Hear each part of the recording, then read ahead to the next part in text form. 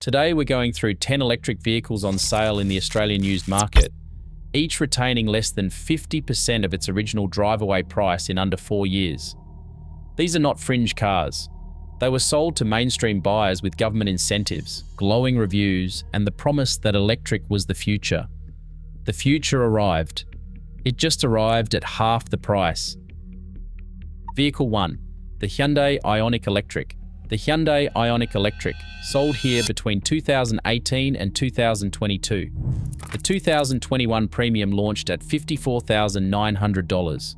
Today's trade-in valuation for an average kilometre example is $23,500. A 43% retention rate, a loss of over $31,000 in 3 years.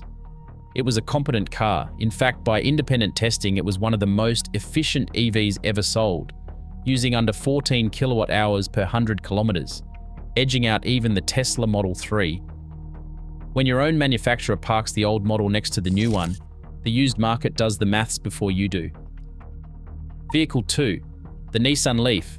The Nissan Leaf, second generation, sold between 2019 and 2024.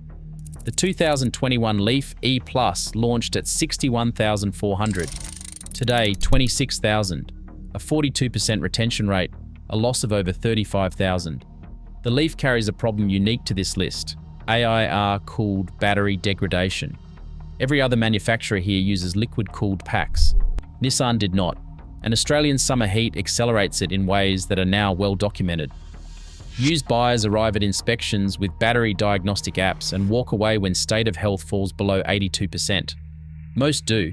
Dealers know the Leaf sits for over 90 days. And that is baked into every offer. The weakness even has a name: Rapid Gate. Because the pack is passively cooled, charging power can collapse on the second or third fast charge of a trip, from 50 kilowatts down toward 25 kilowatts. The aging SHA DMO plug, abandoned by almost every rival, only deepens the problem. Vehicle 3. The MG ZS EV. The MG ZS, first generation, sold between 2021 and 2023. The 2022 long range launched at $46,900. Today it trades at $20,500. That is a loss of over $26,000. The cruelty here is structural. MG Australia now sells the MG4, the second generation ZS, and the MG S5 at drive-away prices that undercut 3-year-old first generation cars on the same showroom floor. A buyer in Sydney faces a literal choice: $26,000 for a 2022 ZS with 60,000 kilometers, or $33,000 for a brand new MG4 with double the range and a full factory warranty. The used buyer disappears. The older owner holds the loss. Vehicle 4. The Kia e-Niro. The Kia e-Niro, first generation, sold between 2019 and 2022. The 2021 64 kilowatt-hour variant launched at $64,990. Today, it trades for $27,000, a loss of over $37,000 in 3 years.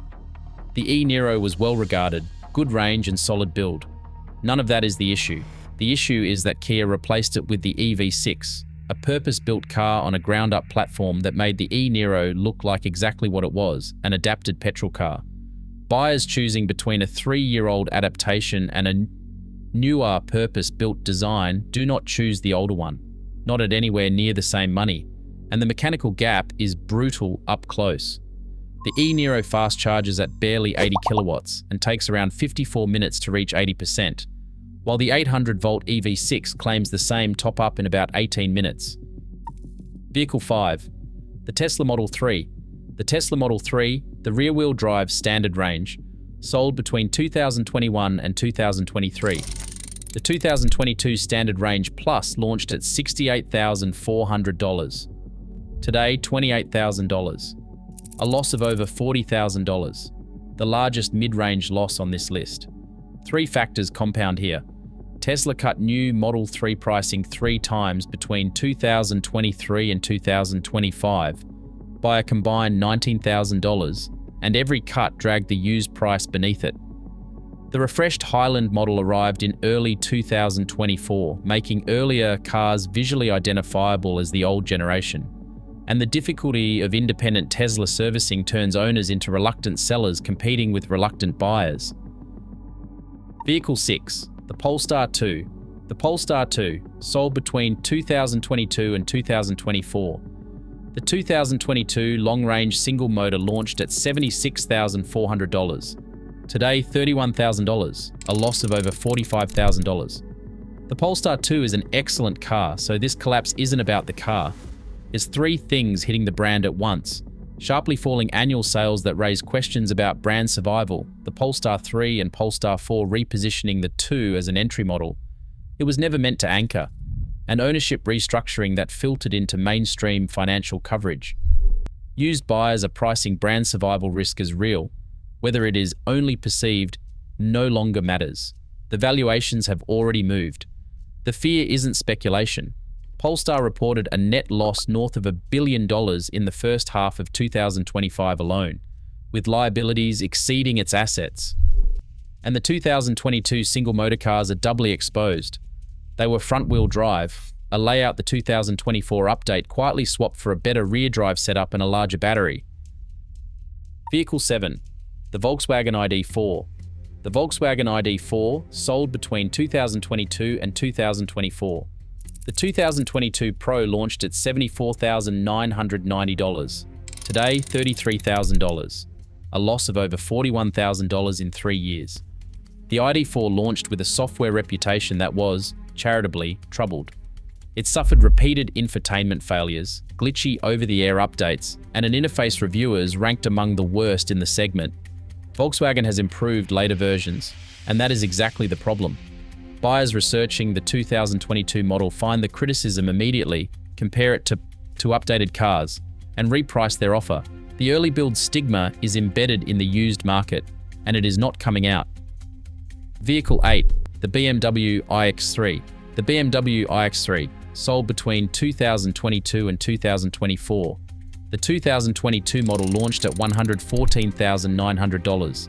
Today, $47,000, a loss of nearly $68,000 in 3 years. The iX3 was transitional, BMW's existing petrol X3 platform, with an electric drivetrain fitted to it. Range, charging speed, and interior packaging were all compromised by that shared architecture. BMW's purpose-built iX made it look second-tier almost immediately, and the Neue Klasse cars arriving from 2026 will make it look like a previous era entirely. The compromise was visible in the spec sheet. To fit electric power into a petrol chassis, BMW gave the iX3 a single rear motor, no all-wheel drive option at all, and a 150 kilowatt charging cap. The Neue Klasse iX3 replacing it runs an 800-volt system, charging it up to 400 kilowatts. It is a different technological era entirely. Vehicle 9, the Mercedes-Benz EQC. The Mercedes-Benz EQC was sold between 2020 and 2023. The 2021 EQC 400 launched at $141,000. Today it trades for $53,000. That is a loss of over $88,000. Mercedes discontinued the EQC globally in 2024, replacing it with the EQE SUV. At launch, it was criticized for conservative range, slow charging, and styling that looked like a lightly modified GLC. 3 years on, that criticism has hardened into market consensus. In 2026, the EQC is the worst performing luxury electric vehicle in the Australian used market. If you bought one new, you are holding the largest depreciation loss of any electric car Mercedes has ever sold in this country. Vehicle 10, the Audi e-tron.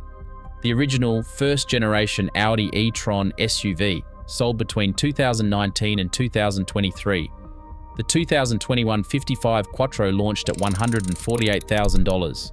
Today, $54,000, a loss of over $94,000.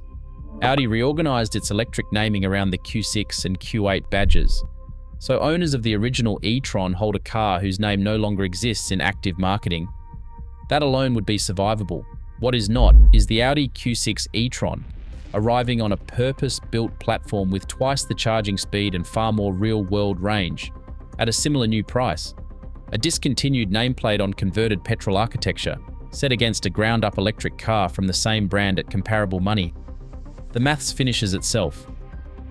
Every car here was sold as the future-proof choice, backed by incentives, coverage, and marketing that emphasized urgency. Buy now, be early, be smart. And everyone is now competing against a newer, better, cheaper version of the same concept, often from the very company that created the urgency. 10 cars, less than half their value, under 4 years. That isn't bad luck. It's the market telling you something. The question is whether you hear it in time.